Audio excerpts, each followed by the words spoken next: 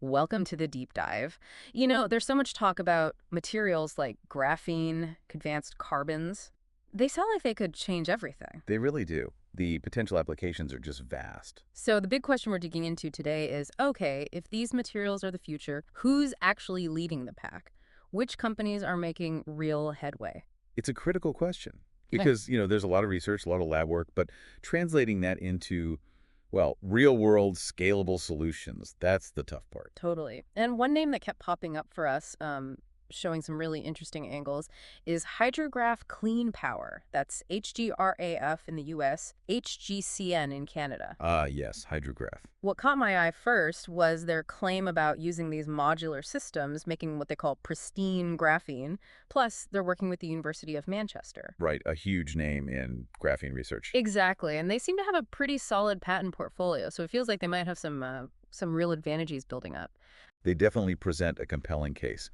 That unique production method they talk about, the academic ties, it does make them stand out. But like you said, It's early days. very early days. And the whole graphene space is moving incredibly fast, lots of players, lots of innovation. Right. So today we're going to try and really get under the hood with Hydrograph, look at their operations, the tech itself, the science behind it, and what the financial picture might look like based on what we could find. Sounds good. Where should we start? The origins.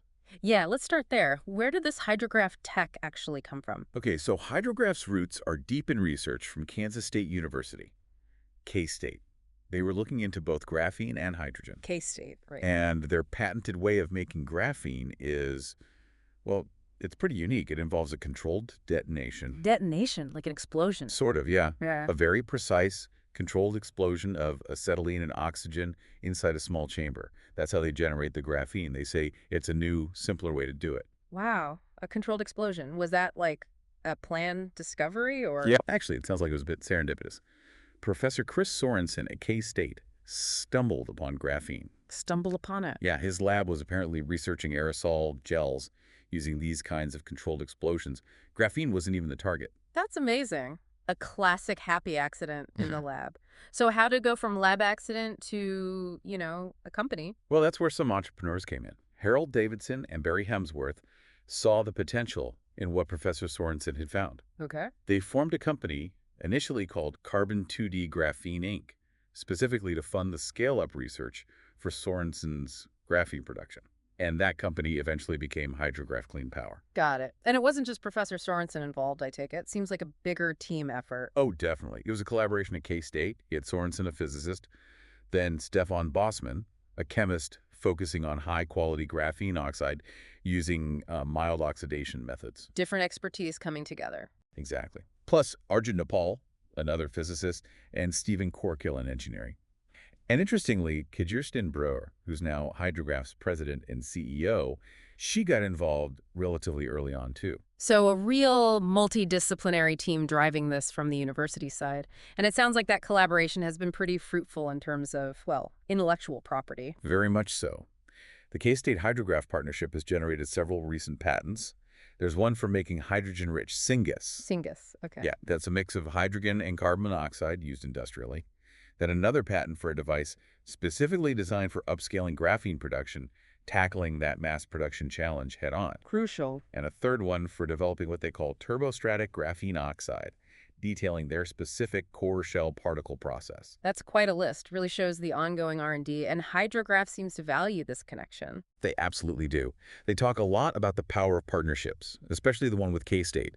Their whole vision seems to be about using nanomaterials, especially their graphene, for this fourth industrial revolution, using digital methods alongside their detonation tech. Okay, fascinating origins and research base. But let's talk about the graphene itself. What makes their graphene special? What are these amazing properties we hear about? Well, according to Hydrograph's own materials, the properties are pretty staggering.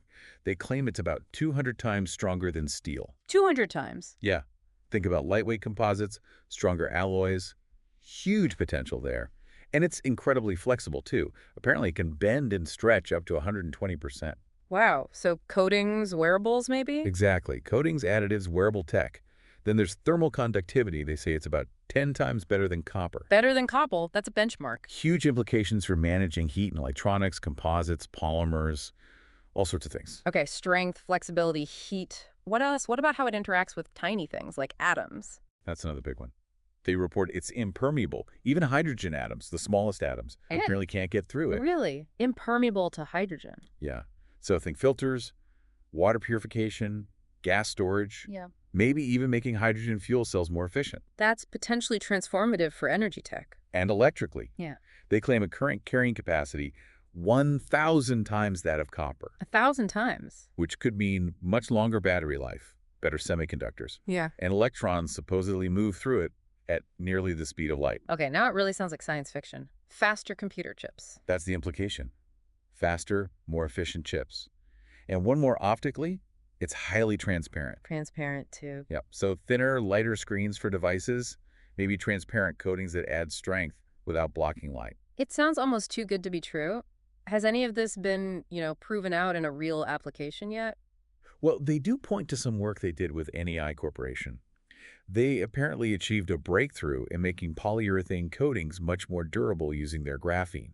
Ah, okay. So a practical example. That's good to see. It suggests these properties aren't just theoretical numbers. They can translate into real performance gains. All right, so Hydrograph has this really interesting tech, potentially amazing properties, but they can't be the only ones playing in the graphene sandbox, right?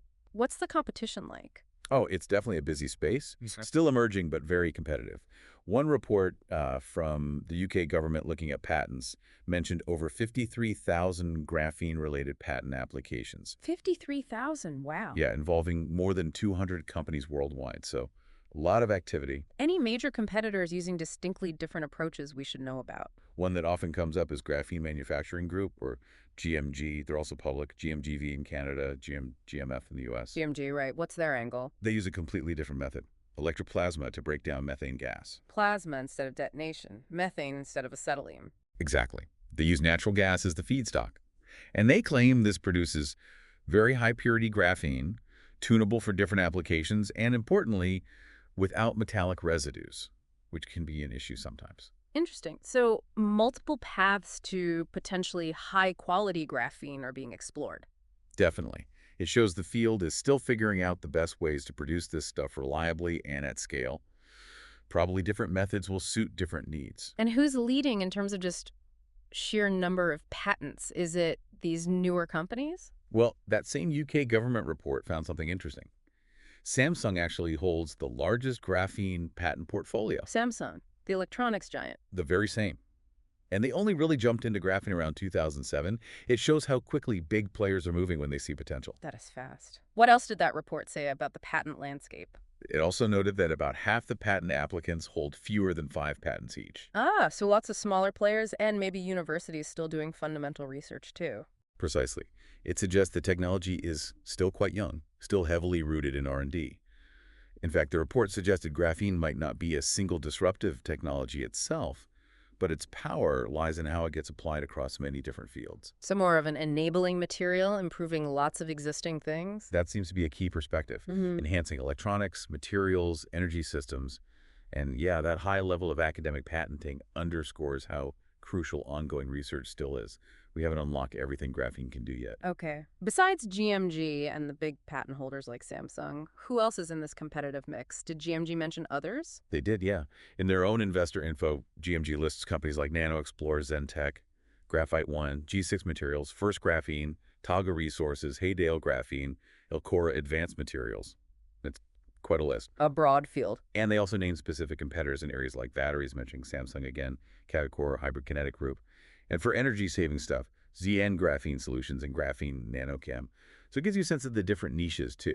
Okay, bring it back to Hydrograph then. In this crowded, dynamic space, what are their core potential advantages again? I'd say number one is their distinct production method, that detonation process born from the K-State research. That's unique. Right. Number two is that strong ongoing partnership with K-State. That provides scientific validation and a pipeline for innovation. Yeah. And third, while we don't have the exact number, their growing patent portfolio focused on their specific tech, that creates a protective moat. Makes sense. And wasn't there something about a recent certification? Could that be an advantage too? Ah, yes. They recently got ISO 9 out of 1.2015 certified. ISO 9001. That's Yeah, about quality management, I know. exactly. It's a big international standard. Yeah. Getting that certification can be really important for landing deals with large industrial customers. Those big companies often require suppliers to meet these kinds of quality benchmarks. So yeah, it could definitely help them stand out and signal reliability. Okay, good point. So we've got the tech, the research, the competition. Let's pivot to the financials. What do we know about Hydrograph's money situation? Well, the first and most important thing to understand, and this came up in some online discussions too, is that Hydrograph is currently pre-revenue. Pre-revenue, meaning no sales income yet. Correct. They're still in that development and commercialization stage, and that inherently carries more risk for investors. The business model isn't proven by sales yet. Understood. But they have been raising money recently. Yes, they just closed a private placement. And interestingly, they actually increased the size of it to $3.5 million because investor interest was apparently quite strong. Okay. That's usually seen as a positive signal. It suggests some investors definitely see promise there. And before that, they also brought in about $2.2 million through people exercising warrants, another sign of investor confidence at that time. So money is coming in, which is vital for a company at this stage. What about the internal dynamics, shareholder views, governance, anything on that front? There was a little snippet about their recent annual general meeting. It Yeah. sounds like the president and CEO and one director got very strong support for re-election. But two other directors faced noticeable opposition, around 17% voting against them. 17%. Not huge, but not insignificant either. Right. Sometimes that level of dissent can signal some underlying questions or disagreements about strategy or board composition. Yeah. Just something investors tend to keep an eye on. Fair enough. Now, it's hard without Hydrograph's own projections, but can we get some context by looking at a competitor like GMG again? They seem further along. We can look at the projections someone else made for GMG, yes. An AWS report laid out some pretty ambitious numbers for them. Like what? They projected GMG's revenue going from under $81 million in fiscal 23 to over $82 billion by fiscal 32. Wow, 2 billion. That's exponential growth. Huge KGR, over 100%. And they see EBITDA turning positive around fiscal 26 and hitting maybe $1.3 billion by 32. Those are massive numbers. What's driving those projections for GMG? Is it the battery side? Almost certainly. GMG has laid out plans for 3 big battery production plants, scaling up capacity significantly between 2025 and 2028. They've even put out cost estimates per kilowatt hour for building these facilities. And how does GMG plan to pay for all that? That sounds expensive. Good question. They expect to use a mix of debt, potentially government incentives or grants, and selling more equity. The AWS report actually made a fairly conservative assumption, figuring about 70% would be debt, and didn't even factor in potential government money. Okay, so that gives some sense of the scale and potential trajectory if things go well for a company like GMG. But just to be clear, we don't have anything like that specifically for Hydrograph from these sources. No, not in terms of forward-looking projections or even current revenue figures. Mm-hmm. That makes a direct financial comparison really difficult right now. Right. However, we did find some historical data for Hydrograph cash flow and net income from 2020 to 2023. And what did that show? It showed what you'd expect for a pre-revenue R&D company. Negative net income over those years, fluctuating cash flow from operations. Though, interestingly, their overall cash balance did increase in 2022, likely reflecting some of that fundraising activity. It just confirms their current stage investing heavily, not yet generating operational income. Okay, so let's try and wrap this up. We've taken a deep dive into Hydrograph Clean Power today. We looked at their unique graphene production, that detonation method from K-State, The origins. the really impressive list of potential properties their graphene might have. Strength, conductivity, impermeability. Right. We look at the competitive landscape. It's crowded with big patent holders like Samsung, innovative competitors like GMG using different tech. A very dynamic field. And we touched on their financials pre-revenue, but recently successful in raising funds, indicating some investor belief. That's a good summary. Look, Hydrograph definitely has an interesting story. The unique tech, the academic backing, those are genuine strengths. And the recent funding suggests they've convinced some people of their potential. But you absolutely have to keep in mind they're early stage. Pre-revenue always means significant risk. Execution risk, market risk, competition risk. Yeah. It's all there. Absolutely. The tech might be promising, investors might be interested for now, but whether Hydrograph becomes a leader in this incredibly fast-moving graphene market, that chapter is definitely still being written. Indeed. And it leads perfectly to a final thought, maybe for you, the listener, to chew on. Given Hydrograph's specific production method and that research pedigree, where do you think the most immediate, most impactful applications for their graphene might lie. And related to that, what are the key milestones, maybe specific partnerships, scaling achievements, initial sales agreements? What should you be watching for in the coming year or two to really gauge if they're turning that potential into reality? Something to think about as this whole fascinating graphene story keeps evolving.